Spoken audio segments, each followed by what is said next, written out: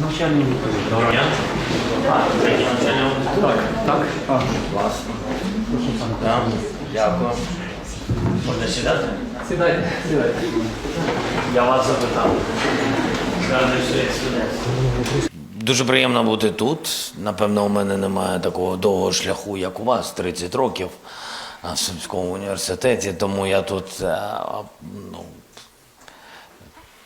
набагато коротший термін. Але мені дуже приємно, що в університеті дуже багато студентів, є життя. Це найголовніше. Я сьогодні тут, у нас була технологічна економічна зустріч. Я бачив, що робить ваш вуз безпосередньо, не тільки виш. Це говорить, що за цим майбутнє. Технології народжують, нехай пробачать літні люди, але технології народжують прогрес, народжуються молодими.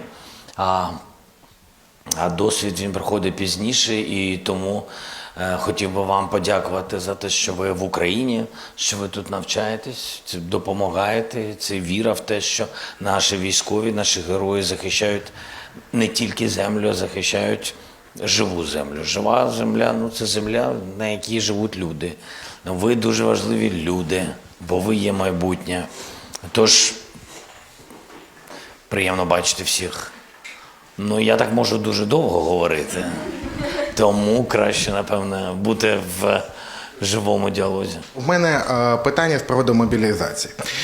Через 3 місяці закінчується навчальний рік. Випускники бакалаврату і магістратури, вони з 30 червня перестають вважатися студентами.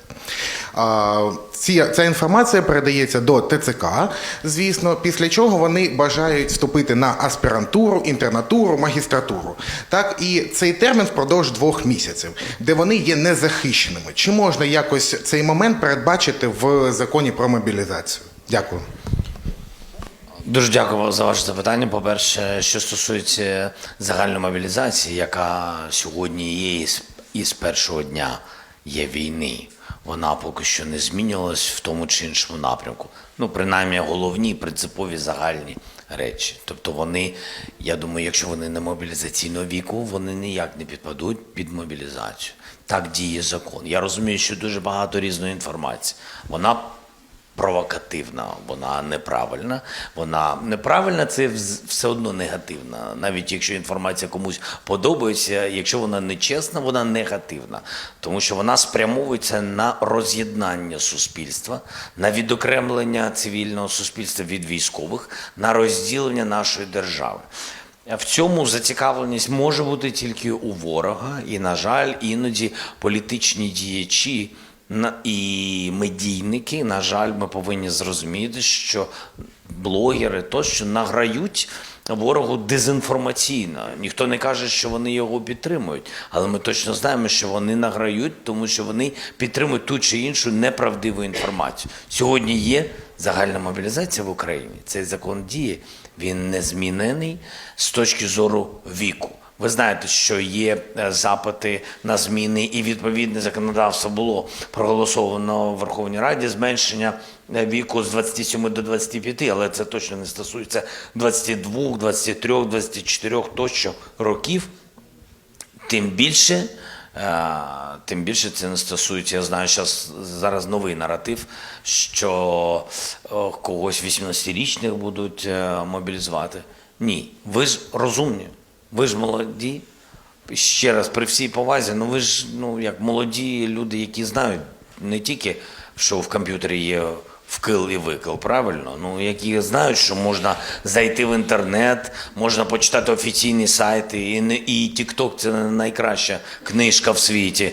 Мені здається, принаймні, користуйтесь чим захочете. Ми якраз вільна держава, і я вважаю, що це соцмережі, тощо, це ваше життя.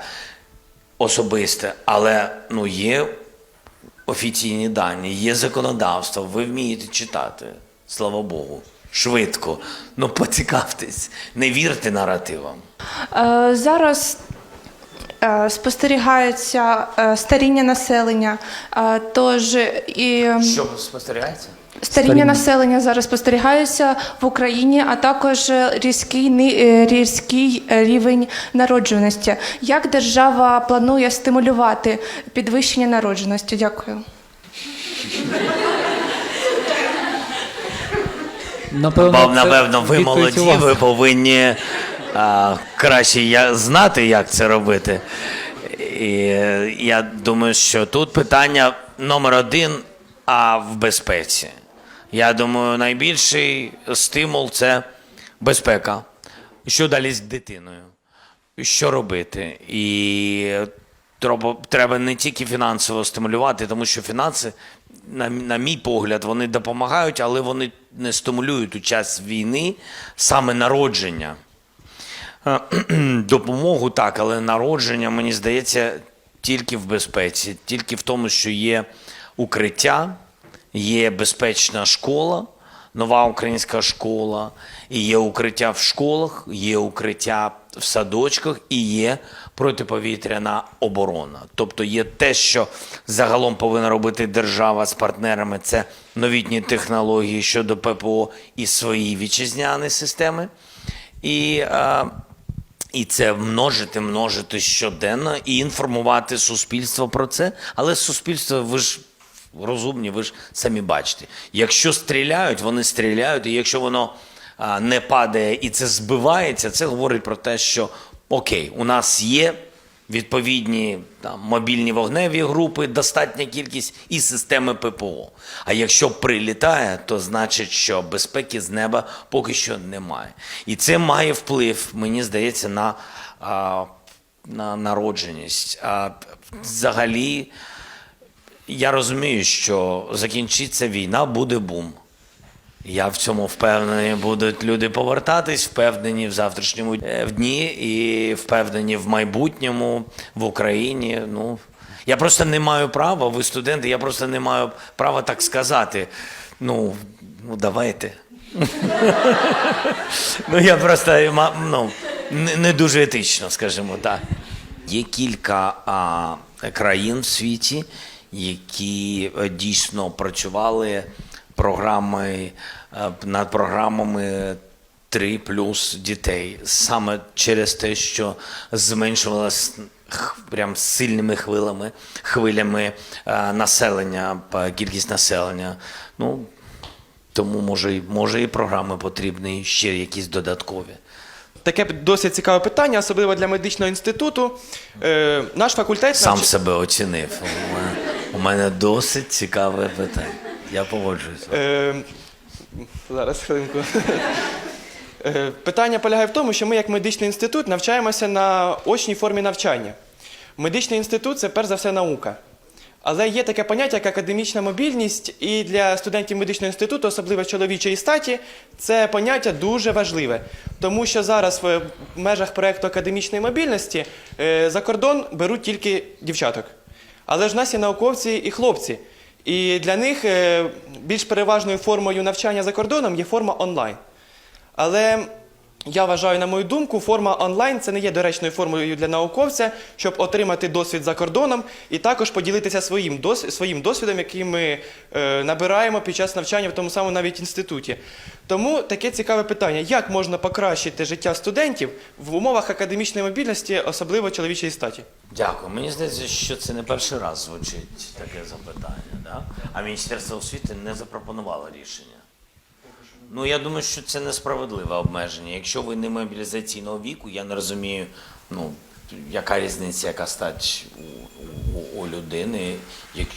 Якщо ви не мобілізаційного віку, ви хлопець, я дійсно не розумію, чому вас не можна відпускати або чому є пріоритизація інша. Тобто, для мене це запитання. Да, чесно. Таке у вас цікаве запитання. Цікаво, тому що... Я розумію, чому деякі бюрократичні дії відбуваються, тому що, я розумію, бояться зробити ще один коридор я це не про вас говорю, хочу бути зрозуміло, для ухилянства. Да? Тобто не хочу зробити той чи інший коридор. Я думаю, що якщо правильно підійти і бачити, що ця людина навчалась в університеті ці роки, і вона закінчила, я не знаю, де ви, бакалаврат, наприклад, да, теж? Магістратура, другий курс. Уже магістратура, так? Бачите, молодо виглядаєте. І якщо ви закінчили, і це зрозуміло, що ви ці роки були в університеті, я думаю, тут треба робити зі списками університетів, звертатись до менеджменту університету, віддавати їм ці повноваження, і вони можуть там визначати список таких дітей, де немає, я маю на увазі, ніяких там питань, викликів тощо. І якщо дійсно ці люди мають відповідний, напевно, відповідний бал, говорить про те, що їх знання оцінені не нижче середнього. Да? Тобто це говорить про те, що не питання виїхати, а питання розвивати себе далі, тому що ви і тут навчались дуже-дуже непогано. Напевно, це ж не дуже складно зробити. Да? Давайте ми попрацюємо над цим питанням.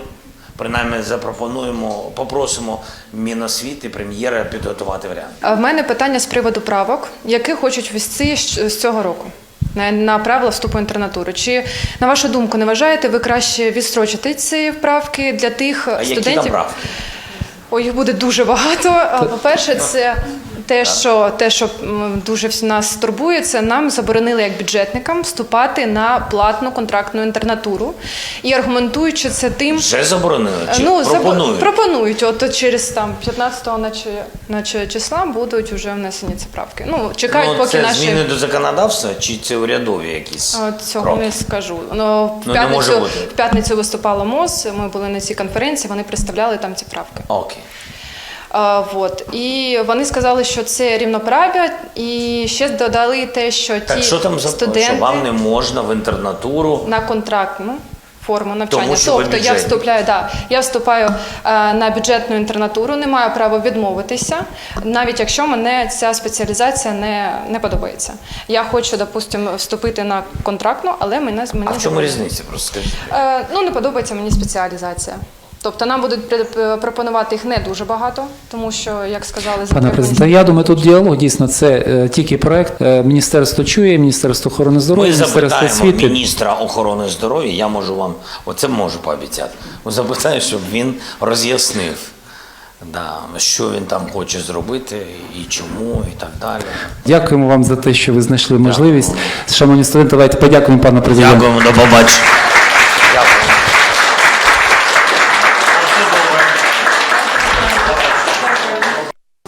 Ні, не піднімайтеся.